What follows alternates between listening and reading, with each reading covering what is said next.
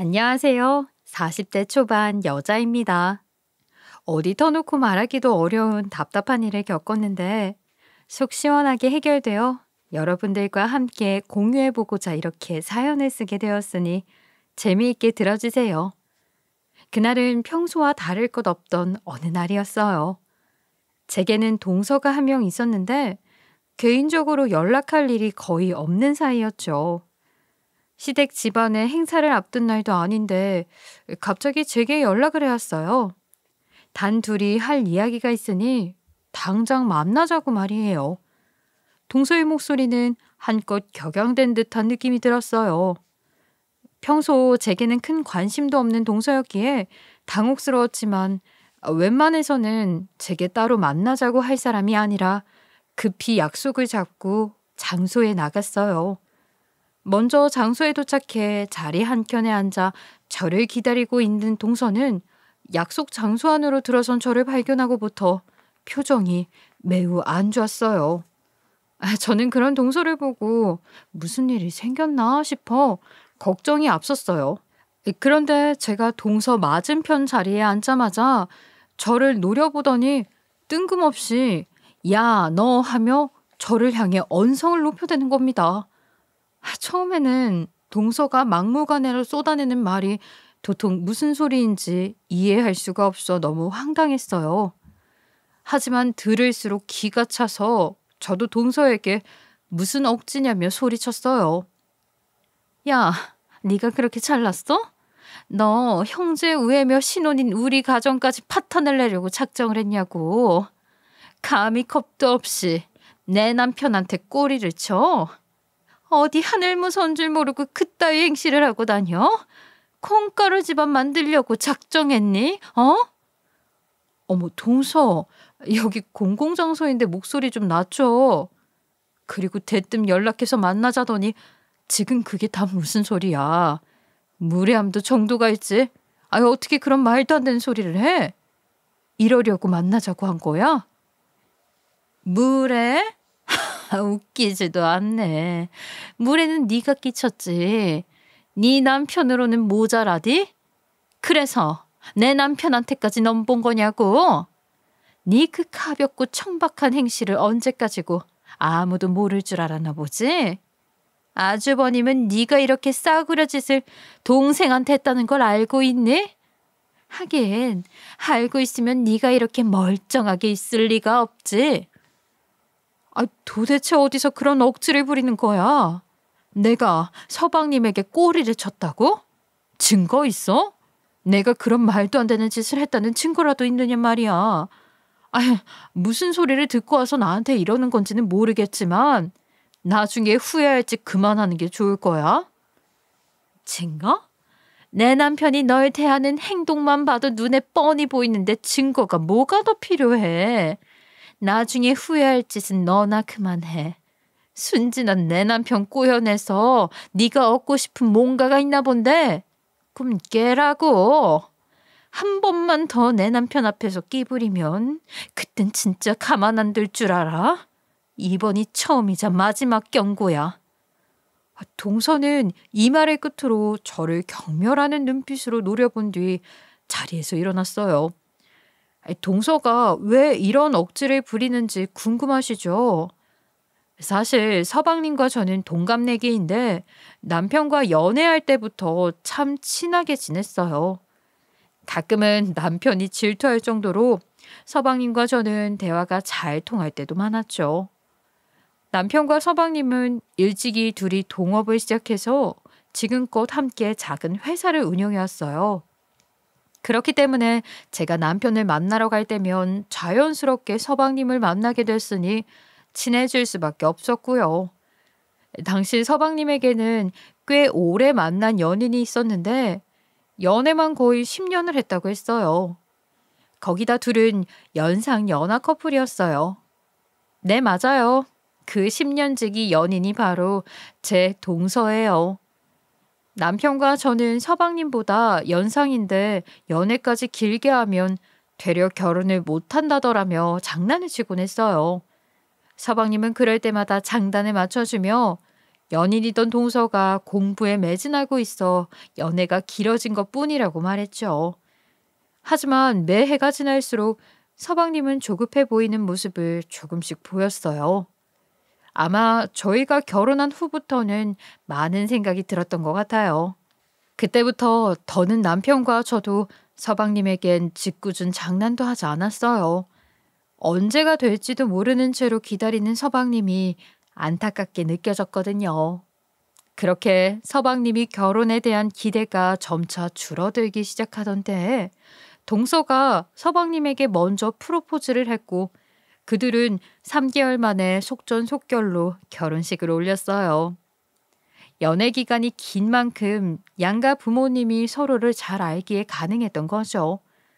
실은 제가 남편과 일찍 결혼해서 동서를 모르지는 않았지만 동서가 서방님을 만나러 회사에 들른 적도 없어서 자주 마주칠 일도 없었어요. 그래서 동서가 어떤 사람인지는 서방님이 결혼하기 전까지는 잘 알지 못했어요. 그래도 서방님이 오래 연애한 여자이니 정말 좋은 사람일 거라고 믿었어요. 그런데 뭐든 겪어봐야 그 진가를 알 수 있다고 하잖아요. 사람도 크게 다르지 않고 말이에요. 제가 떠올렸던 서방님의 인연이던 동서 역시 직접 겪어보고서야 그 사람의 민낯을 톡톡히 알 수 있었습니다. 동서는 저보다 3살이 많았어요. 그러니 처음부터 동서를 대하기가 매우 어려웠어요. 정말 이 나이 차이 때문에 불편한 게 한두 가지가 아니었어요. 거기다 동서는 저보다도 훨씬 가방끈도 길어서인지 저와 서방님 관계에 대해 오해하기 전부터 동서는 제가 하는 말이라면 대충 흘려듣곤 했어요. 분명 나이는 제가 조금 어려도 학렬로는 엄연히 손윗사람인데 저를 대하는 태도가 마치 한참 어린 동생을 대하듯 했죠. 처음에는 호칭이 어색해서 그런 거라고 이해했지만 꽤 오랜 시간이 지난 뒤에도 저를 단 한 번도 형님이라는 호칭으로 불러준 적이 없었어요. 제 이름을 따박따박 부르며 꼭 윗사람이 아랫사람 가르치는 듯한 투로 말을 했어요. 단둘이 있는 공간에서 마주하기라도 하면 어찌나 저를 불만스럽게 흘기며 쳐다봤는지 모릅니다. 저는 그런 동서의 태도에 고가운 생각마저 들곤 했어요. 집안일도 똑똑한 사람이 잘한다더니 그 말이 딱 맞나 봐. 어떻게 설거지 하나를 해도 이렇게 여러 번 손가게 하는지 몰라. 그것도 재주라면 재주네. 집안일은 하다 보면 느는 거고 다 자기만의 방식이 있는 거지. 똑똑하고 아니고는 왜 따져. 동서는 그런 배운 거 많아서 집안일을 척척 잘해? 본 적이 얼마 없어서 아직 못 느꼈는데 말이야. 지금 내 말에 토를 달아? 3살 차이 나는 게 별거 아니라고 느끼나 본데 말 가려서 해. 회사 근무를 안 해봐서 모르나 본데 3년이면 직급이 전혀 다르다고. 나를 우습게 여기는 게 아니라면 내가 말하는 거에 말대꾸할 생각은 하지 마. 동서, 나보다 3살이나 많은 언니라는 건 나도 알아. 그런데 나이는 나이고 이 집안에서 윗사람과 아랫사람은 분명한 거잖아. 불편하더라도 배운 사람답게 나를 대해줬으면 좋겠어. 참나, 대답할 가치도 없는 소리를 하네. 내 남편한테 꼬리 쳤던 것도 눈 감아줬더니 이제 나한테까지 손윗사람 대접을 받고 싶어 해? 양심이 없어도 어떻게 이 정도로 없을 수 있어? 진짜 알면 알수록 놀랍다.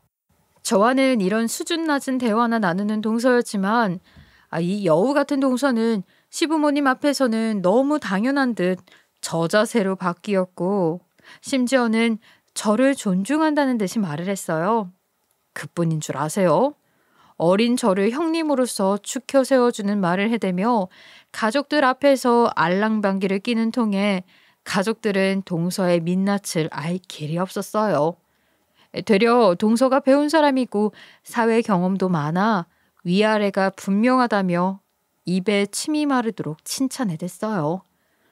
그러니 저는 시댁 식구 중 그 누구에게도 저만 알고 있는 동서의 언행들을 털어놓을 수 없었어요.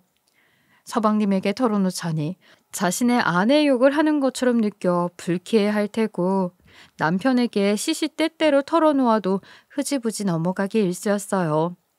워낙 평화주의인 남편이라 가족끼리 안 좋은 감정을 쌓아두고 있어봤자 좋을 게 없다며 손윗사람인 우리가 너그럽게 마음을 쓰자고 말할 뿐이었어요.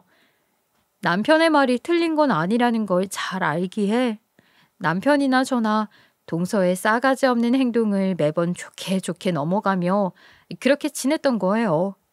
그런데 나이도 먹을 만큼 먹고 교수식이나 되는 사람이 저를 찾아와서는 저와 서방님이 긴밀한 관계라도 되는 양 말을 했던 거죠. 그런데 따로 저를 찾아와 따져 물었던 것으로 끝난 건 아니었어요.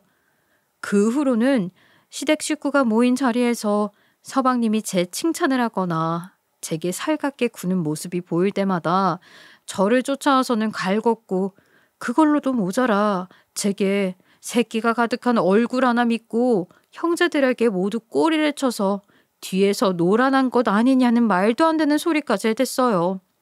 저는 그런 소리를 들으면서도 꾹 참으며 지냈던 거고요. 실은 언쟁할 문제도 아니라고 생각해 듣는 둥 마는 둥 하며 흘려들었던 거예요. 그런데 눈치 빠른 동서는 그걸 알고 가족들이 안 볼 때마다 제게 머리가 멍청해 제대로 하는 게 없다는 둥 천박한 짓 말고는 아는 게 없다는 둥 하는 경박한 소리를 하며 저를 괄시했던 거예요. 똑똑한 머리를 치졸하게 굴려가며 묘하게 자신을 축히고 저를 밟는 언행으로 시댁 식구들이 눈치채지 못하게 저를 괴롭히기까지 하니 제가 얼마나 더 참을 수 있었겠어요. 결국 참다 못해 더는 가만히 있을 수 없다고 남편에게 제가 겪은 이야기를 했어요. 사달을 내려는 건 아니지만 톡톡히 동서에게 주의를 주기는 해야겠다고 말이에요. 그런데 참 아무리 내 남편이라도 자신이 본 것만 믿고서는 동서가 그렇게 위선 떠는 사람은 아니라며 뭔가 오해가 있을 거라고 자기가 동서에게 잘 이야기해보겠다고만 하는 거예요. 하지만 위에서 말한 것처럼 동서를 믿고 있고 또 평화주의인 남편의 입김이 커봤자 얼마나 크겠어요. 동서는 되려 제 남편에게 제가 본인을 안 좋게 여긴다는 걸 처음 알았다며 서운하다고 표현했던 것 같더군요. 거기다 얼마나 여우짓을 해댔는지 제 남편은 그 말만 철석같이 믿고 와서는 제가 동서에게 큰 실수라도 한 것처럼 저를 꾸짖는 겁니다. 내가 동서에게 당신에게 들은 이야기를 꺼냈다가 얼마나 당황했는 줄 알아? 미안해서 혼났다고. 내 말처럼 다 당신이 오해했던 거야. 오해는 무슨 오해? 내가 당신에게 이야기했잖아. 나를 서방님과 엮으면서 천박한 사람으로 만드는 소리까지 해댔다니까. 거기다 가족들이 모르게 나를 얼마나 모욕했는데 그게 어떻게 다 오해야. 당신이 당했어? 내가 당했는데 왜 내 말은 믿지도 않고 동서 말은 홀라당 믿고 날 나무라는 건데. 당신이 마음을 예쁘게 쓰지 않으니까 동서가 하는 말이 다 아니 곱게 들렸던 거겠지. 당신이 내게 하는 말만 들어도 딱 그런 거 같으니 당연히 오해일 거라고 말한 거잖아. 가족끼리 얼굴 붉힐 일을 뭐하러 만들어. 재수 씨처럼 머리 좋은 사람이 왜 사리 분별도 못하고 행동했겠어. 그게 말이나 되는 소리야? 지금 당신 말은 나는 배움이 짧아 멍청하니 오해의 소지를 만들었을 거고 동서는 배움의 길이가 길고 똑부러진 사람이니까 문제를 일으키지 않았을 거다. 뭐 그런 말이야? 당신 왜 이렇게 꼬였어? 사람 말을 이런 식으로 받아들이니까 이런 일이 생기는 거지. 내가 보기에 당신이 말을 더 막 했을 것 같은데. 아니야? 아무리 내가 당신 남편이 해도 옳고 그름 정도는 확실하게 따지는 게 맞다고 생각해. 그런 부분에서 이번 일은 당신이 잘못한 거고 더는 이 일로 가타부터 하지 마. 알겠어? 저는 저를 대하는 동서의 언행을 제대로 본 적도 없는 남편이 동서의 농간에 속아 저를 몰아붙이는 행동에 남편이 야속했고 너무 미웠어요. 정말 말도 섞고 싶지 않다고 느낄 정도로요. 그런데 그건 남편도 마찬가지더군요. 저더러 사소한 일을 크게 만들려고 굴었던 제게 실망이라며 말다툼을 한 후로는 저와 대화하려는 시도조차 하지 않았어요. 미꾸라지 한 마리가 온 웅덩이를 흐려놓는다는 말처럼 제게는 동서가 딱 그 미꾸라지였어요. 저는 동서로 인해 남편과 다툰 후 부부관계에 대한 이질감을 느꼈고 결국엔 남편과의 이혼까지 고민하게 되었어요. 그런데 이혼이라는 게 참 무거운 마음의 짐이었어요. 이러지도 저러지도 못하면서 제 머릿속을 온통 헤집어대는 것만 같았죠. 그래서 결국 시댁에 제 편이 없을 거라고 생각하면서도 저는 이 고민을 시어머니에게 털어놓기로 했어요. 사실 동서의 언행을 있는 그대로 믿지 않는 유일한 분이 바로 저희 시어머니셨거든요. 시어머니께서 여러 방면으로 저를 오랫동안 겪어보기도 했고 또 어린 나이에 시집 온 저를 막내딸처럼 보듬어 주셨던 분이라 믿고 싶었던 것 같아요. 그리고 동서가 가족이 된 후 2년쯤 지났을 때 시어머니와 둘이 이야기를 나누다 제게 결혼 전에는 몰랐는데 동서가 하는 짓을 보면 꼭 얌체 같다고 말을 한 적이 있었는데 그때의 기억이 짙게 남기도 했고요. 저는 시간을 내어 시어머니를 찾아가 제가 겪은 일을 이야기하게 되었어요. 하지만 시어머니도 동서가 남들 몰래 저를 대하는 행동을 본 적이 없었던 탓에 막연한 걱정만 하셨어요. 물론 남편과의 다툼에서는 제 편을 들어주셨지만요. 시어머니는 동서와 서방님이 결혼하기 전에는 동서를 참 좋아했어요. 가끔은 동서를 잘 알지도 못하는 제게 동서 이야기를 하며 흐뭇해 하셨고요. 결혼 후에도 얌체 같다고 했던 그날을 제외하고는 동서를 대하는 시어머니의 태도에 큰 변화는 없었어요. 그냥 제가 혹여라도 질투할까 그런 이야기를 했던 건가 싶었을 정도로요. 그렇기에 저는 시어머니가 제 이야기를 들어주고 마음 써주는 게 너무도 감사했어요. 시어머니는 제 고민을 말한 뒤로 먼저 연락을 해 자주 안부를 물어주시고 무슨 일은 없는지 또 근심이 가득한 날을 보낸 적은 없는지 신경 써주셨으니까요. 거기다 동서와 관계가 틀어져 있다는 것을 알고 최대한 저와 동서 단둘이 있는 시간이 없도록 챙겨주시기까지 했어요. 그렇게까지 해주시는데 어떻게 감사한 마음이 안 들 수 있겠어요? 정말 그 몇 달 동안은 든든한 지원군이 제게 있는 것만 같았어요. 그러던 중 동서와의 관계에 종지부를 찍는 날이 다가왔습니다. 그날은 시댁에서 김장을 하는 날이었어요. 줄곧 김장은 시댁에서 시어머니와 제가 함께 했어요. 동서는 교수라는 직업을 핑계로 바쁘다며 돈으로 때우기 일쑤였거든요. 그런데 이번 김장에는 웬일인지 시댁에 동서까지 오는 거예요. 그런데 시어머니가 이번 김장은 와서 도우라고 신신당부라도 했던 눈치였어요. 딱 마주하게 된 동서의 얼굴이 아주 죽상이라 단번에 알 수 있겠더라고요. 그런데 늦지막이 와놓고 어찌나 유난을 떨어댔는지 몰라요. 누가 보면 자기 혼자 일하나 싶었을 정도로요. 동서는 시어머니와 제가 재료 손질을 다 마칠 때까지 손 하나 까딱도 하지 않았어요. 그래서 처음에는 매년 하던 일이기도 하고 원래도 동서 없이 잘 해왔던 일이니까 동서를 없는 셈 치고 하자고 생각했어요. 예년보다는 양이 많은 편도 아니라 조금 힘들긴 하겠지만 혼자 해볼 수 있을 것 같았어요. 사실 시어머니는 바닥에 오래 앉아서 일을 하지 못하세요.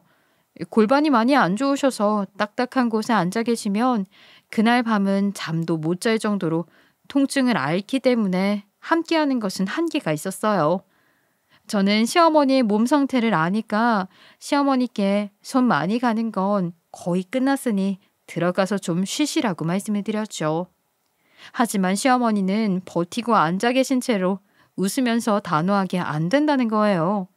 어머님, 이제 방에 들어가셔서 좀 쉬세요. 벌써 딱딱한 바닥에 너무 오래 앉아 계셨잖아요. 새벽에 또 끙끙 앓으시면서 잠도 못 주무시면 어떡하시려고요. 저도 쉬엄쉬엄 할 테니까 어서 들어가세요. 오늘은 절대 안 된다. 아니, 네 시아버지가 몸도 성하지 않으면서 사 먹자고 하는 걸, 아니, 내 고집에 이렇게 매년 일을 벌리는 것 아니니. 일은 내가 벌려놓고 늘 고생은 네가 하잖아. 그러니 이번엔 나도 끝까지 도우마. 아유, 어머님께서 저를 도와 함께 이 김장을 마치고 나서 며칠을 몸져 누워 계시면 제가 마음이 편하겠어요. 제 마음 편하자고 어머님께 쉬라고 하는 거예요. 그러니까 얼른 방에 가서 푹 쉬고 계셔요. 대신 이따 맛은 꼭 어머님께 봐달라고 할게요. 아이고, 나 정말 괜찮다. 내가 정 힘들면 그때 일어나마. 그러니까 내 걱정은 말어. 시어머니는 동서가 도울 생각이 없는 것처럼 보여서 저 혼자 그 많은 일을 다 하게 될까봐 괜찮다고 하시며 고집을 부리시는 거예요. 그런데 일 처리를 하겠다며 작은 방으로 포르르 들어가서 한참을 나와보지도 않던 동서가 우리 이야기를 들었는지 갑자기 불쑥 나와서는 시어머니를 자기가 안방으로 모시고 가겠다며 부축을 하는 겁니다. 그러면서 저와 본인이 알아서 하겠다고 말하더라고요. 시어머니는 동서가 방에서 나오자 그제서야 조금만 쉬었다 다시 손을 보탤 테니 쉬엄쉬엄 하고 있으라고 말을 한 뒤 방으로 들어가셨어요. 그리고 곧 안방에서 나온 동서는 거실로 와 소파에 앉았어요. 그러더니 저를 한번 힐끔 보고는 돕기는커녕 세상 편한 자세로 핸드폰을 보면서 딴짓을 하는 겁니다. 잠시 그런 동서에게 한 소리 할까 고민도 했지만 저는 곧 동서를 무시하고 그냥 혼자서 김치 양념을 만들기 시작했어요. 시댁은 주방이 좁아 김장할 때면 꼭 넓은 거실에서 했는데 김치 양념을 만들기 위해 주방을 몇 차례나 왔다 갔다 하며 분주하게 일을 했죠. 그런데 동서는 저를 한 번씩 흘끔 보면서 계속 입만 놀려댔어요. 아니, 태아를 주방으로 가지고 가서 양념을 만들어 오면 될 것을. 머리가 멍청하면 몸이 고생한다더니 완전 그 말이 딱 맞는 표본이네. 아니, 무슨 찹쌀풀 쓰는 게 이렇게 오래 걸려? 아휴, 진짜 일머리가 없어도 저렇게 없을 수가 있나? 뭐 어려운 거라고 저렇게 굼뜨고 오래 걸린담? 그리고 양념색은 또 왜 저래? 저걸 먹으라고 만든 거 맞아? 저는 입으로만 김장을 하는 동서에게 말로는 나보다 더 잘하는 것 같으니 그만 떠들고 와서 거들으라고 말했어요. 그런데 동서는 그런 제 말이 불쾌했는지 인상을 팍 구기더니 짜증 섞인 목소리로 따지더라고요. 말로는 누가 못하겠어. 그렇게 잘하는 사람이 왜 소파에만 앉아있는 건데? 그 정도 쉬었으면 많이 쉬었으니 그만 떠들고 와서 거들어 동서. 뭐? 어이가 없네. 내가 이런 허드렛 일이나 하자고 교수식이나 된 줄 알아? 오늘 여기 불려온 것만도 짜증나 죽겠는데 뭣도 아닌 게 나한테 일까지 시키려고 들어? 진짜 이놈의 집구석은 왜 이 모양인 거야? 어떻게 왔든 일단 왔으면 열심히 참여해. 교수들은 김치 안 먹고 살아? 그런 거 아니잖아. 동서는 친정에서 어머니가 김장한다고 해도 그렇게 손 놓고 구경이나 하고 있니? 시댁에서 김장하는데 직업이 뭐가 중요해. 연장자 대우받고 싶으면 그에 걸맞는 행동을 좀 하라고. 야, 너 지금 뭐라고 짓거리는 거야? 뭐? 배운 것도 없는 게 지금 날 또 가르치려 들어? 너랑 내 수준 차이가 이런 사소한 부분에서부터 차이가 나야 맞는 거잖아. 바쁜 시간 쪼개서 하는 일이 고작 김장 담그는 거라는 게 말이 안 되잖아? 내가 하든 말든 신경 끄라고. 동서는 내 말에 분이 났는지 한참을 씩씩댔어요. 그러더니 갑자기 몸을 숙여 제가 만든 김치 양념을 맛보더군요. 그런데 입에 넣었던 걸 아무렇게나 뱉어대며 또 다시 제 속을 긁는 소리를 해댔고 저는 결국 참지 못하고 동서에게 화를 내고 말았어요. 아우, 지금 이걸 먹으라고 만든 거야? 얼마나 잘났다고 감히 나를 가르치려 드나 했더니 고작 이따위로 만들려고 한 거라니. 음식도 머리가 좋아야만 되지. 나는 맛대가리 없을 거 뻔한 이 김치 안 챙겨갈 테니까 그런 줄 알고 내 건 챙기지 마. 뭐 하나 제대로 하는 게 없는데 손윗사람 대우받고 싶어하는 꼴이라니. 한심하다 정말. 그러는 동서는 손 하나 까딱 안 하면서 입만 살아서는 이럴 거면 왜 왔어? 왜 쓸데없이 와서 일하는 사람 속을 이렇게 뒤집어냈냐 말이야. 교수면 뭐해? 인성이 이렇게 못 배워먹은 티 팍팍 나는데. 이런 못돼 처먹은 동서가 내 손아래 사람인 것도 우습고 심지어 나보다 나이도 많은 연장자라는 게 소름이 다 끼쳐. 알아? 누구 오고 싶어서 온 줄 알아? 그리고 뭐? 못돼 처먹어? 소름이 끼친다고. 이게 말이면 단 줄 아나? 진짜 너 오늘 내 손에 한번 된통 당해봐야 정신 차릴래? 아이고 무서워라. 동서야말로 김치 싸대기라도 맞고 싶어서 환장을 했어. 동서 말처럼 맛없다는 이 양념에 눈물 콧물 한번 다 뽑아볼래? 그런 거 아니면 제발 작작 좀 해. 이 정신 나간 게 진짜? 이 집안 사람들 수준이 다 왜 이 모양이야. 수준 떨어져서 다 상종하기가 싫다니까.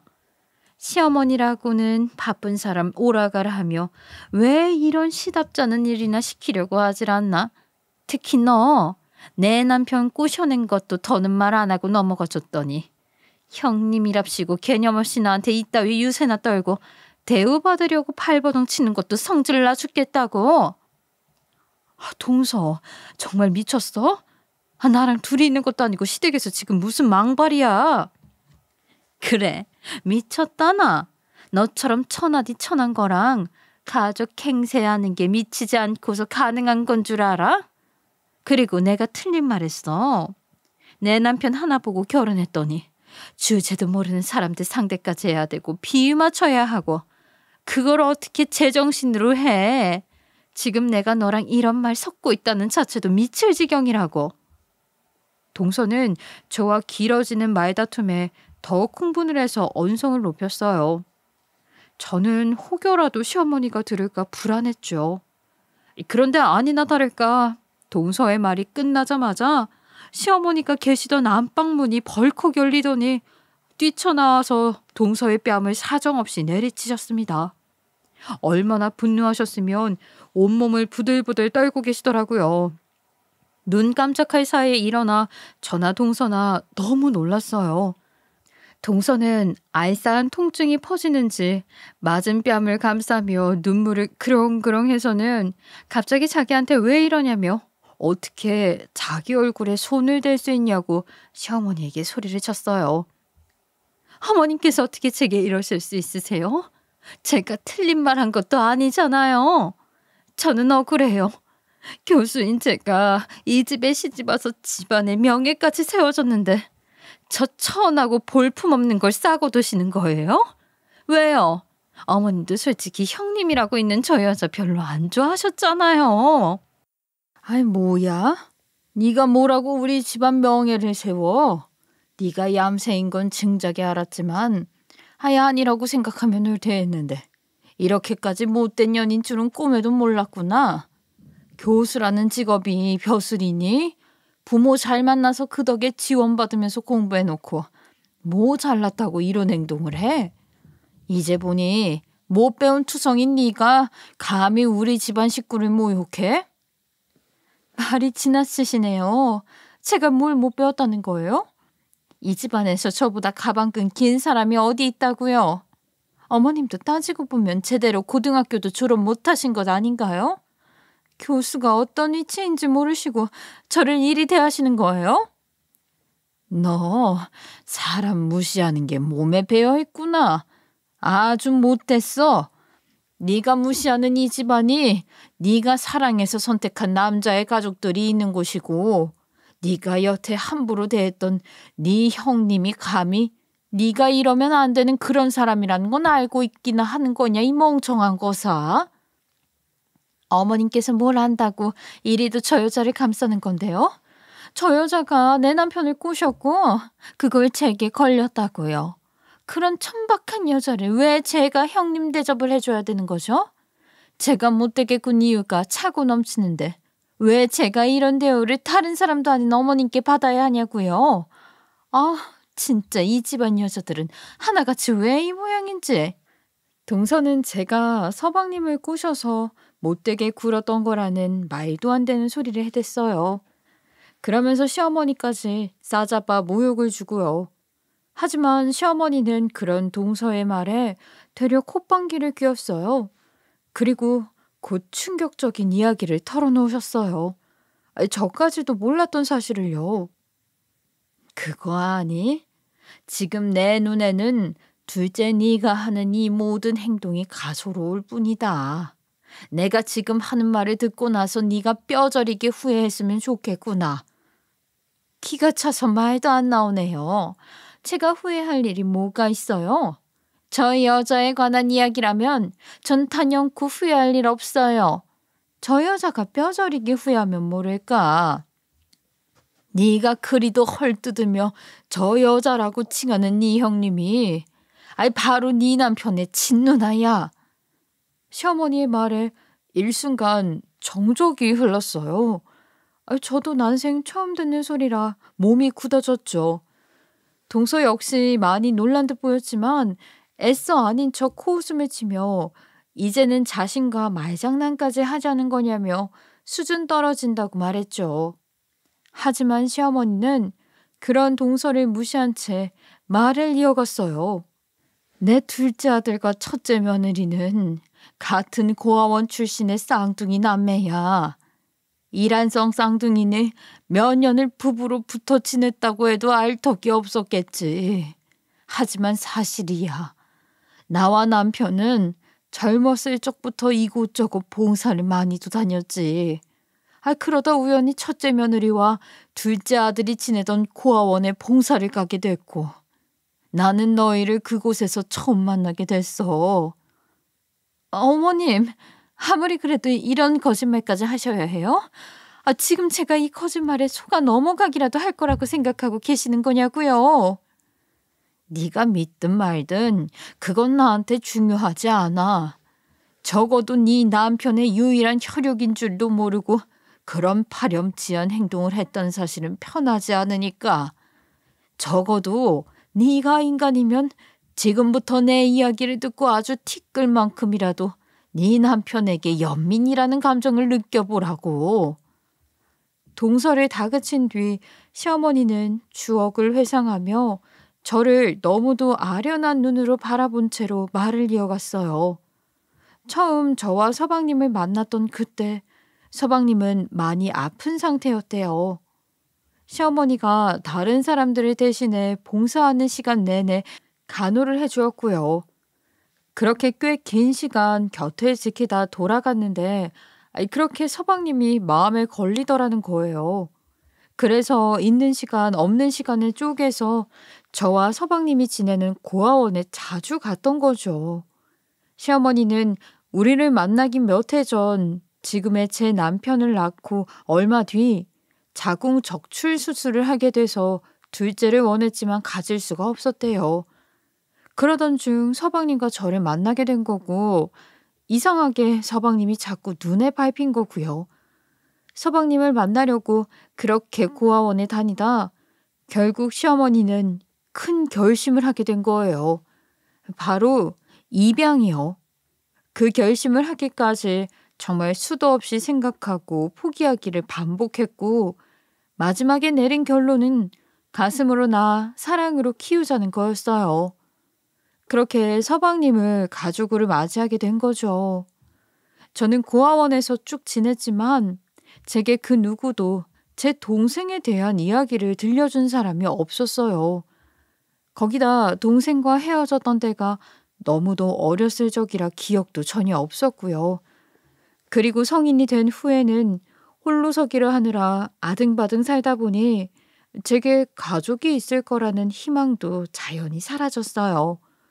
그렇게 저는 제 쌍둥이 남동생과 이별을 하게 된 것도 모르고 이날 이때껏 살았던 거더군요. 시어머니 역시 처음에는 모르고 있던 사실이었어요. 그런데 제가 남편과 결혼식을 올리던 그날 제가 서방님의 쌍둥이 누나라는 사실을 알게 되었다고 하더라고요. 제 하객이던 고아원 원장님을 만나게 됐고 원장님께서 이 사실을 이야기해 줬던 거였어요. 시어머니는 처음 이 운명을 알았던 그때 우리의 만남은 하늘이 정해준 인연이라고 생각했대요. 그래서 저를 딸이라고 온전히 여기며 그렇게 잘 대해주셨던 거예요. 이 비밀을 아주 나중에 좋은 날 알리고 싶어 간직하고 계셨다고 하더라고요. 그런데 동서가 저를 괄시하는 상황과 직면한 순간 눈이 뒤집혀 이렇게 폭로해버린 거죠. 이 모든 이야기를 들은 동서는 제가 시어머니에게 감사함을 전할 시간도 주지 않은 채 믿을 수 없다며 노발대발을 했어요. 수준 떨어지는 지식만 가진 줄 알았더니 소설가 기질이 있으시네요. 무슨 거짓말을 이리도 유창하게 하시는지 놀랐다 못해 경이로울 따름이에요. 사람 하나 골탕 먹이는 방법도 참 가지가지네. 교수식이나 된 나를 이런 식으로 물 먹이려고 해요? 당신도 저 여자랑 똑같아. 아주 넌더리가 나.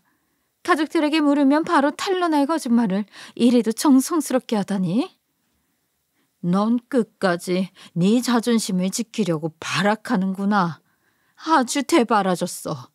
네 그 하늘 무서운 줄 모르고 높아진 콧대도 이제 짓밟힐 일만 남았다는 것만 알렴. 증거 있어요? 당신이 지금까지 짓거린 그 옛날 이야기 말이에요. 그렇다 할 증거가 있긴 하냐고요. 저 머저리 같은 여자를 감싸겠다고 도대체 왜 이렇게까지 하시는 건지 저는 도저히 이해가 안 되네요. 제가 집안을 운운하며 무시하듯 말했다고 이러시는 거라면 그쯤 하세요. 더는 들어주기 힘드니까요. 시어머니는 그럴 줄 알았다며 안방으로 들어가셨죠. 동서는 그런 시어머니를 보며 한다는 말이 거짓말도 참 성의 있게 하네. 안 믿으니까 바로 안방으로 내빼다니 한심하긴 이었어요. 하지만 그 말이 끝나기 무섭게 시어머니는 손에 사진 한 장을 들고 안방에서 나왔어요. 그리고 동서에게 건넸고 그 사진을 받아들여 확인한 동서가 갑자기 손을 바들바들 떨며 말도 안 된다는 소리만 중얼거리기 시작하는 거예요. 저도 그 사진을 보는 순간 온몸에 소름이 쫙 끼쳤습니다. 그 사진은 바로 저와 서방님이 나란히 서서 찍은 어릴 적 모습이 고스란히 담겨 있었으니까요.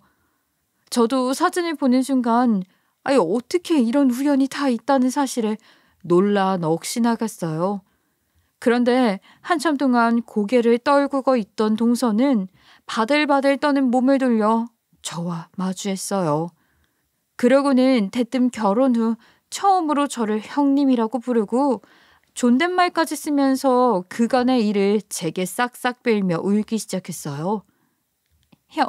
형님, 저 뭐라고 말씀을 드려야 할지 모르겠네요. 좀 전에 어머니께서 후회했으면 한다는 말을 우습게 여겼던 제 자신이 너무 초라하게 느껴질 정도예요. 제가 그동안 자만했어요. 그간 제 자존심만 중요하게 여겨 형님을 무시하고 무례한 행동들을 서슴지 않았던 저를 부디 용서해 주세요. 저요, 남편과는 절대 헤어지고 싶지 않아요. 너무 사랑해서 그래서 형님이 미웠던 거고 그 미움에서 비롯된 언행들이었어요. 동서는 사람이 참 뭐든 빠르네. 자기 생각을 갖춰서 나를 미워하고 저급하게 그 미움을 표현했던 것도 내가 서방님의 하나뿐인 혈육이라는 사실을 알게 되자마자 용서를 구하는 태도도 말이야. 그런데 동서, 자그마치 6년이야. 동서에게 멸시받아온 세월이. 거기다 나는 동서의 여우짓 때문에 남편과 이혼까지 고민 중일 정도로 부부관계가 깨졌고. 근데 용서해야 할까? 내게 동서는 여태껏 내가 살면서 만난 사람 중에 가장 최악인 인물인데? 제가 밉다고 하나뿐인 동생의 부부관계까지 망가뜨릴 생각은 아니시잖아요. 그쵸? 저요. 남편 없이는 안 돼요. 형님을 미워한 세월이 긴 만큼 남편을 향한 마음이 깊은 거라고요. 그러니 제발 용서해 주세요. 앞으로는 깍듯하게 형님으로 모실게요. 그러면 되잖아요. 네? 동서의 부부관계가 어떻게 끝이 날지 그건 내가 정하는 게 아니야. 다만 나는 동서를 용서할 마음은 없고 오늘 어머님께서 들려주셨던 이야기 그리고 그간 내가 동서에게 당해왔던 수모와 오늘 생각 없이 뱉어댄 동서의 말들까지 식구들에게 다 알릴 거야. 네가 뿌린 씨 네가 거둔다 여기고 수습도 동서가 어디 한번 잘해봐. 그날 시댁 식구들은 한자리에 모였어요. 그리고 저는 동서에게 말했던 것처럼 모든 진실을 숨김없이 가족들에게 알렸어요. 동서는 죄인이라도 된 것처럼 머리를 조아린 채 눈물을 쏟았고 저와 서방님은 둘이 얼싸안고 행복한 눈물의 재회를 했습니다. 서방님은 제 이야기를 들은 후 가족들이 모두 모인 앞에서 동서와 이혼을 선언했어요. 동서는 자신이 사죄하지 않았느냐며 제발 서방님을 말려달라고 저를 붙들고 매달렸어요. 하지만 그런 동서를 말린 건 바로 시어머니셨어요. 제게 여태 못되게 굴어놓고 부담까지 안겨줄 참이냐면서 말이에요. 가족들 모르게 그렇게 첫째 피를 말리더니 이제는 원 없이 미워하지도 못하게 매달리는 거야? 아무리 이기적이고 못됐어도 그렇지. 사람이면 티끌만큼의 양심이라도 좀 있어야지. 그래도 몇 년을 가족으로 지내온 사이면서 어떻게 이렇게 쉽게 저를 내치실 수 있어요. 제가 왜 형님을 그렇게 대했던 건지 말씀드렸잖아요. 그런데 이혼을 하라니요? 난 내 아들의 선택을 존중해. 아니, 무조건 이 이혼 강행하기를 바라고 또 바란다. 이미 더럽고 치졸한 민낯을 다 들통난 이상 더는 가족으로 받아들일 수 없어. 그렇게 잘난 너니까 혼자 잘 먹고 잘 살렴. 우리 가족을 우습게 여긴 네가 가족의 곁을 내줄 마음은 추도 없으니까 말이야. 어떻게 자식의 이혼을 종용할 수 있으세요? 여보, 나도 내가 저지른 만행을 알아. 그러니 앞으로 형님께 속지 않은 마음으로 그렇게 지낼게. 내가 나쁜 마음을 먹었던 것을 배로 더 잘할게. 그러니 이혼 이야기는 없던 걸로 해줘. 응? 형님, 제가 다시는 이런 일을 반복하지 않도록 언행에 늘 주의할게요. 그러니 어머님과 남편 좀 말려주세요. 예? 제발. 이혼 이야기는 안타깝게 생각해. 그런데 나도 동서에게 더 내어줄 마음은 이제 없어. 그러니 동서와 서방님의 일은 둘이 결정해. 어머님 말씀처럼 내게 부담을 안겨주지 마. 이 냉정한 인간들. 내가 순순히 이혼 당해줄 줄 알아? 나 당신들보다 더 좋은 인맥 차고 넘쳐. 어디 누가 이기나 해봐 그럼. 자존심 다 내려놓고 비굴하게 애원하는 건 내 스타일도 아니고 이쯤 했으면 됐잖아. 내 사전에 이유는 없어. 내 남편은 언제까지고 내 거니까. 동서는 온 가족 앞에서 결국 자신의 본성을 드러내고 말았어요. 서방님은 날이 밝자마자 법원에 가 이혼 소송을 강행했고요. 나중에 이혼 과정 중 결혼 후 동서가 서방님에게 집착했던 행동이 거론되면서 알게 된 사실이 또 하나 있는데 동서는 심한 의부증이 있었어요. 그 의부증 때문에 저와 서방님을 엮어 마치 제가 꽃뱀이라도 되는 것처럼 몰았던 거였죠. 결국 동서는 자신이 올바르지 못한 행동들로 인해 서방님이 승소할 수 있는 길을 열어준 셈이었어요. 동서의 집착으로 이혼 소송이 좀 길어졌지만 그래도 결국 서방님의 뜻대로 잘 해결되었어요. 비록 저와 서방님이 친남매라 시댁의 집안 위계 질서가 좀 엉망이 되긴 했지만 시부모님은 그래서 더욱 행복한 것 아니겠냐고 말씀해주며 저를 달래주었어요. 어렸을 적 힘들고 외롭게 지냈던 것에 대한 하늘이 제게 준 선물은 이 기적 같은 만남이 아닌가 싶어요. 남편과는 동서의 본성을 알게 된 후 서서히 풀어졌어요. 나중에 남편이 저를 믿어주지 못해서 제가 마치 꼬인 사람인 것처럼 말해서 너무 미안하다고 먼저 사과하며 다가와 주었거든요.